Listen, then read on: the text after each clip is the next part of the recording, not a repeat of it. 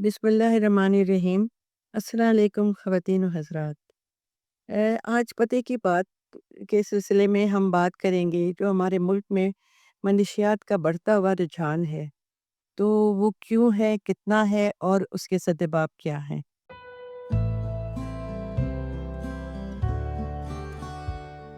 क्योंकि इस लानत ने इतने लोगों को परेशान किया हुआ है, काफ़ी घराने जो हैं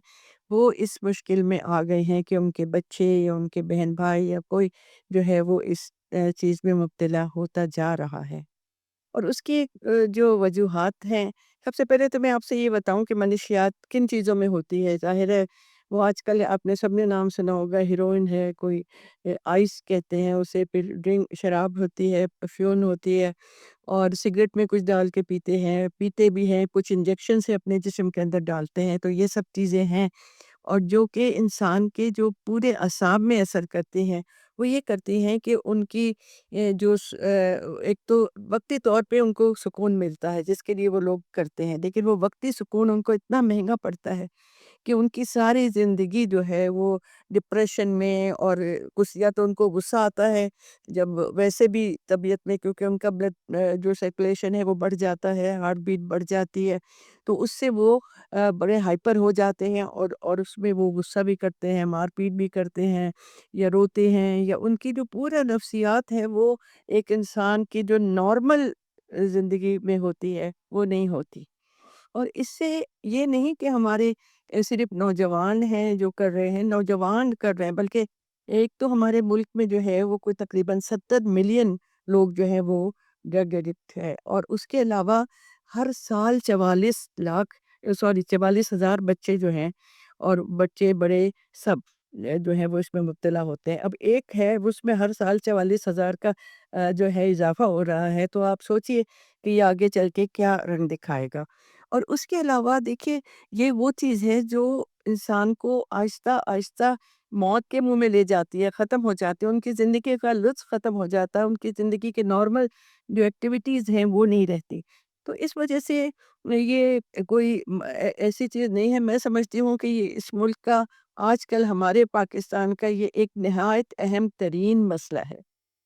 अब देखना ये है कि क्या वजूहात हैं जिसकी बिना पर इतने लोग जो हैं, इतने बच्चे, और आपको पता है कि वो, मैं बताना चाहती हूँ कि वो लोग जो उसमें शामिल होते हैं उनमें जो 15 से और 35 साल के लोग हैं, जिसमें ज़्यादातर नौजवान ही हैं, वो कोई 60% है, और बाकी जो है वो या तो बस और भी छोटे हैं और या और भी बड़े हैं। तो इसका मतलब है हमारा एक ये नौजवान तबका जो है वो इसकी तरफ बढ़ रहा है। और ये नौजवानी ऐसी होती है कि जिसमें उनको अपना करियर करना होता है, उनको अपने लिए एक जगह बनानी होती है सोसाइटी में, तो वो सब चीज़ें नहीं होती। और इसकी वजूहात सबसे ज़्यादा, जो मैंने एक रिसर्च की थी जब मैं अपनी किताब सुनो प्यारे बेटे लिख रही थी, तो उसमें भी मैंने ये चीज़ डाली है। तो क्वेश्चन पेपर से, या मैंने जाकर यूनिवर्सिटीज़ में और कॉलेज के लड़कों से, और वो उससे क्वेश्चन पेपर, हमारे एक मिलने वाली है रिसर्चर, उन्होंने वो से रिसर्च की, तो उससे ये पता चला कि सबसे पहले घर में जो उनके साथ, उनको या तो कोई बच्चा ऐसा होता है जो नेग्लेक्टेड हो, या नेग्लेक्टेड अपने आप को फ़ील करे। और उसके अलावा, क्योंकि ज़ाहिर है माँ-बाप जिनके ज़्यादा बच्चे होते हैं या जिनके हालात ऐसे होते हैं, वो हर बच्चे को एक जैसे तवज्जो नहीं देते हैं जो कि देनी चाहिए।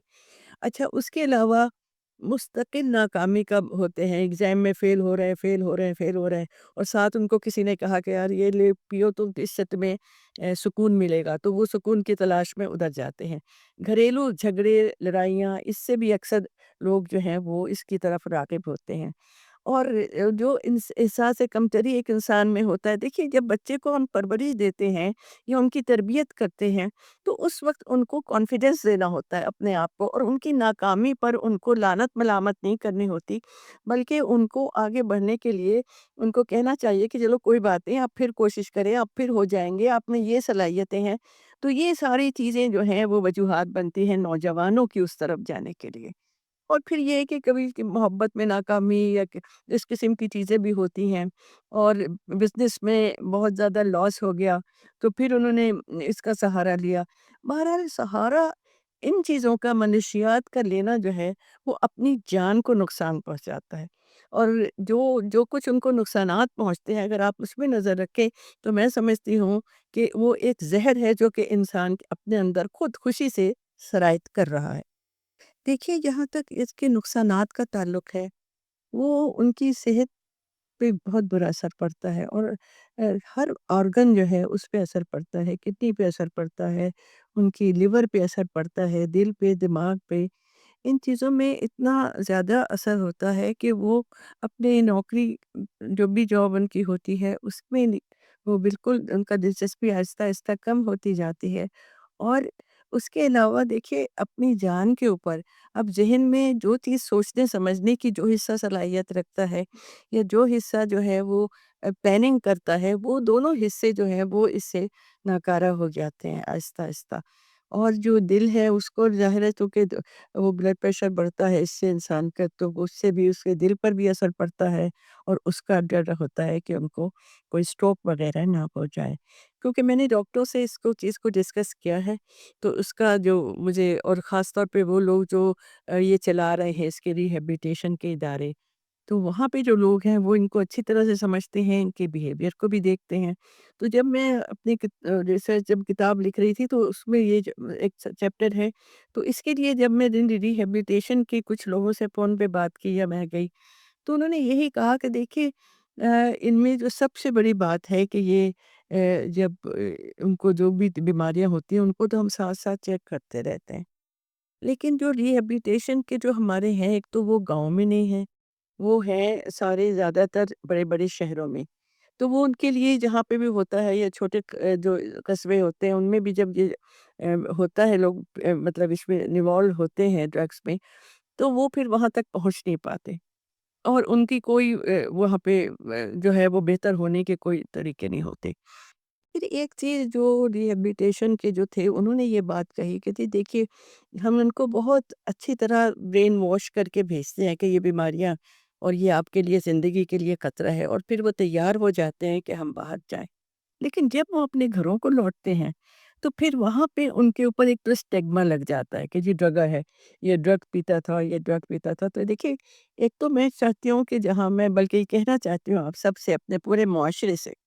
کہ اسے ایکسیپٹ کریں، اسے اچھی طرح ایکسیپٹ کریں، جو آئے اس کو یہ بار بار اس کے سامنے دہرانا، اس سے وہ پھر دوبارہ واپس چلے جاتے ہیں، اور 25 سے 30% ہے جو کہ دوبارہ واپس چلے جاتے ہیں، کیونکہ وہ وہاں کی وہ سب تانے اور وہ جو ان کے اوپر ایک اسٹگما لگ جاتا ہے وہ سب نہیں سہتے، اس سے ان کو تکلیف ہوتی ہے۔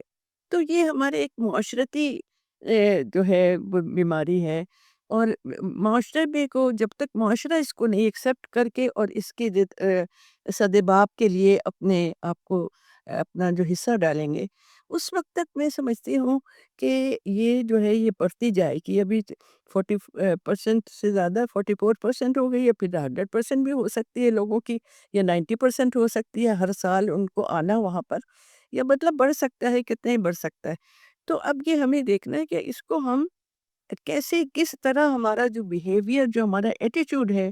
اس میں جو تبدیلی لانی ہے وہ کیا ہے۔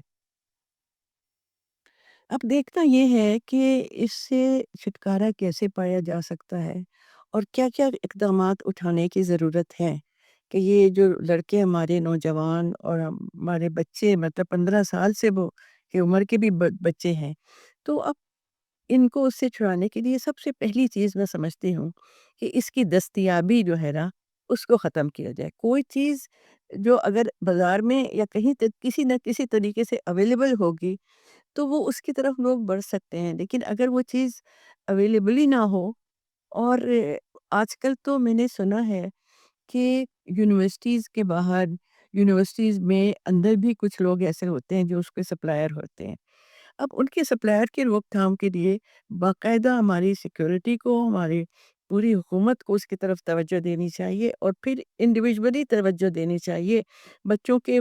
پیرنٹس کو چاہیے کہ وہ بھی پتہ کریں کہ وہاں پہ کون کون ایسے ہوتے ہیں جن کو اپنے بچوں کے اوپر شک ہے کہ وہ ڈرگ استعمال کرتے ہیں یا ان کے کوئی ثبوت بھی مل چکا ہے۔ تو سب سے جو سپلائی ہے اس کی، اس کو ختم کرنے کے لیے، اور دوسرے اگر جو سپلائر پکڑے گئے ہیں، بعد میں پڑھتی ہوں کہ پکڑے جاتے ہیں، لیکن پھر ان کو پتہ نہیں چلتا، ان کو چھوڑ دیتے ہیں یا کیا کرتے ہیں۔ تو ان کو سخت سے سخت سزائیں دی جائیں اور باقاعدہ ان کو بتایا جائے کہ ان کو یہ سزا دی گئی ہے، اس کی وجہ سے وہ اس جو ہے وہ کیونکہ وہ سپلائی کرتے تھے تو ان کو اتنی سخت سزا دی گئی ہے تاکہ باقی لوگوں کو اس سے ہو کہ وہ ایسے کام نہ کریں۔ دوسرے کہاں سے آتی ہے وہ بھی اس کی رسد بھی دیکھنی چاہیے کہ اس کی رسد کیا ہے، اور پھر اس کی سپلائر اور اصل چیز دیکھیے بچوں میں یہ چیز باقاعدہ جب وہ بچے بڑے ہو رہے ہوتے ہیں تو ان کو بچانا چاہیے کہ دیکھیے آپ سے لوگ یہ بھی کہیں گے آپ کی کلاس فیلوز کہ آپ ذرا اس کو استعمال کر کے تو دیکھیں کتنا،